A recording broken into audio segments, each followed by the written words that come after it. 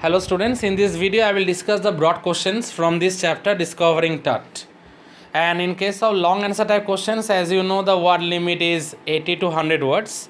So I am moving on to the very first of the broad question, and side by side I will explain and will provide you some more important information or info here and there also that will help you in order to get some more idea related with this lesson. So first question was, who was T.E.R.T?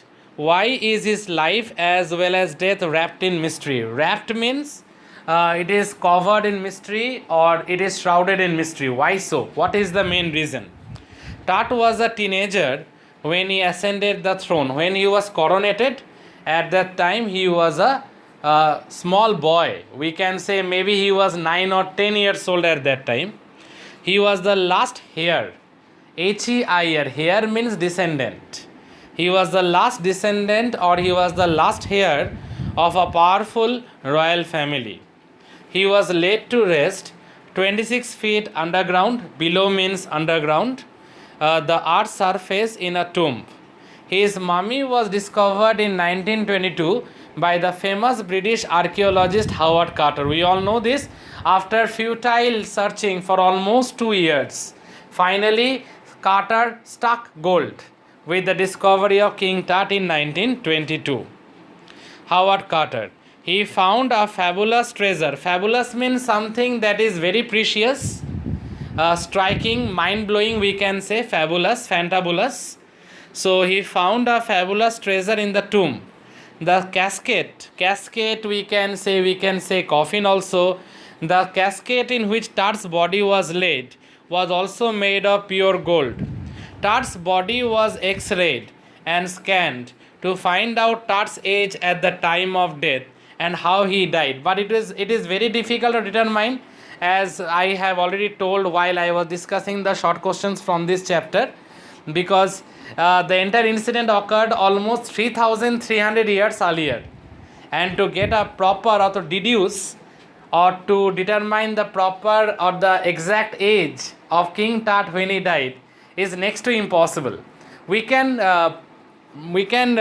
make prophecy, we can predict, but we can't actually determine that yes, this might be the reason, or yes, he died exactly at this age. Now we can't actually guess it to that extent. We can guess it, but definitely we can't admit it. That is not possible.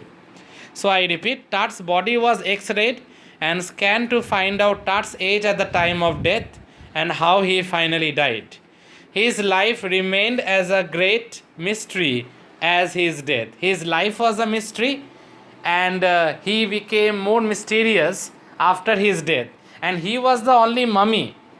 His mummy is the only one. Cleopatra is also there, other mummies are also there, other pharaohs are also there. But his mummy till now gained the maximum popularity and limelight. So I repeat, in 1968, this one also I told you that anatomy professor X-rayed, breastbone and front ribs were found missing. It is written here also in this answer. In 1968, the X-rays of the mummy showed a broken breastbone and some missing ribs. Tut's untimely death, untimely is something related with premature, at a young age is still a matter of research. Yes, Egyptologists, historians, they are still doing active research that what exactly happened with him. His life was a mystery, even it became more mysterious after his death. Tut's untimely death at a young age is still a matter of research. How he died, whether under natural circumstances or unnatural ones, is still not confirmed. Now, how he died, whether he died under natural circumstances or whether he died under unnatural circumstances, is yet not confirmed. Now, dear students, I am moving on to the second question. What problems did Howard Carter face with regard to Tut's mummy? How did he solve them? How did Howard Carter solve those problems? Howard Carter, a very famous British archaeologist, discovered King Tut's tomb in the year 1922.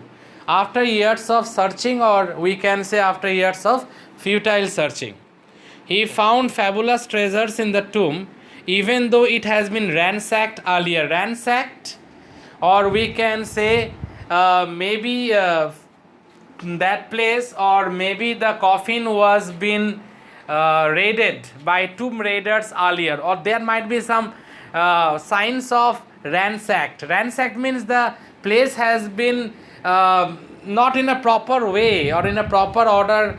The mummy and the jewelries were kept. Maybe it has been ransacked a bit. It has been thrown here and there, the jewelries and all those things.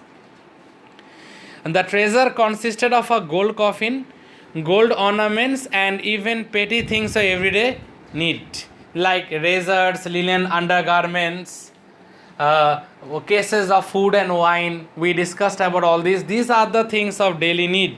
So these are kept along with the dead body, because I told you all in one of my previous video that the Egyptians, they believed in afterlife.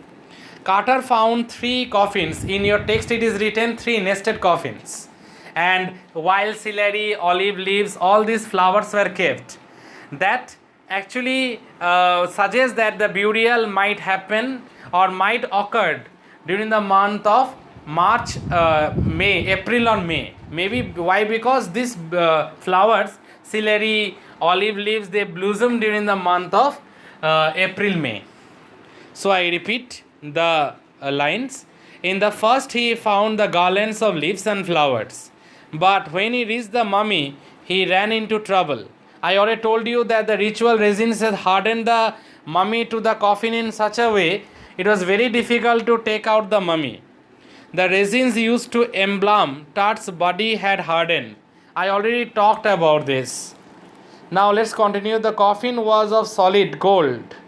Neither human force nor the scorching sun could loosen the body. So ultimately one option is left, and that option is to chisel the body parts in order to remove the jewelries. And that exactly what Carter and his men they did. So I repeat, the coffin was of solid gold. Neither human force nor the scorching sun could loosen the body. So Carter used chisel and hammer to remove the resins. He had little choice. Tart's mummy also had to be removed part by part. Having taken out the gold coffin, the body parts were reassembled, or again they were been put in a proper order. Put in a wooden box, and some padding were also been given. They were put in a wooden box, and again they were placed in the tomb.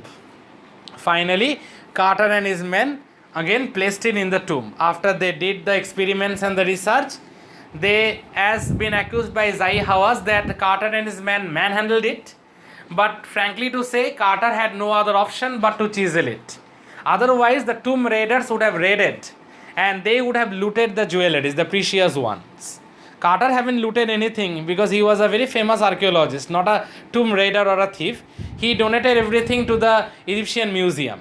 But his discovery was a miraculous one. Now I am moving on to the third one, that is, how did science help collect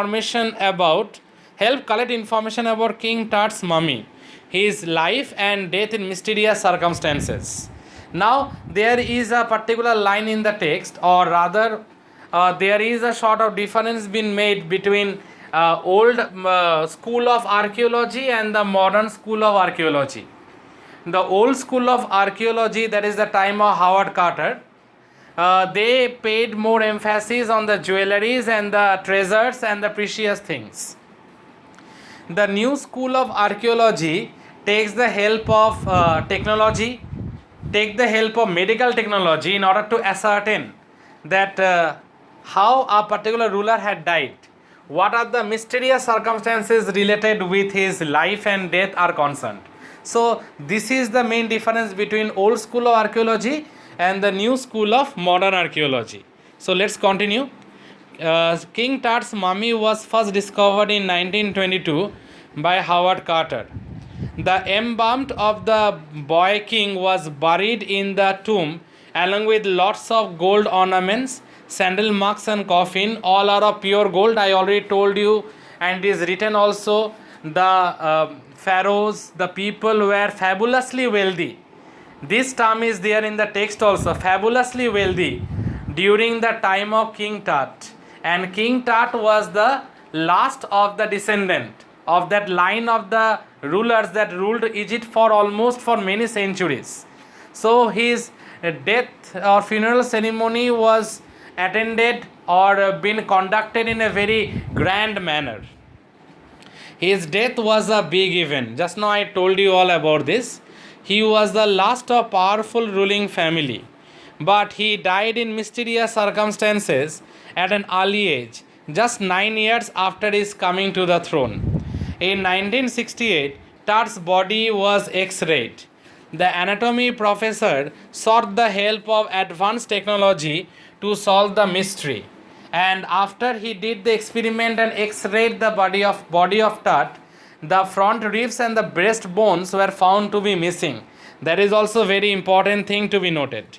The anatomy professors found breast bones and front ribs missing, but the researchers sought the help of advanced technology to solve the mystery. That is the reason the new school of archaeology gives more emphasis on science and technology, on medical technology, unlike the old school of archaeology that paid more attention on gold, jewelries, treasures, etc.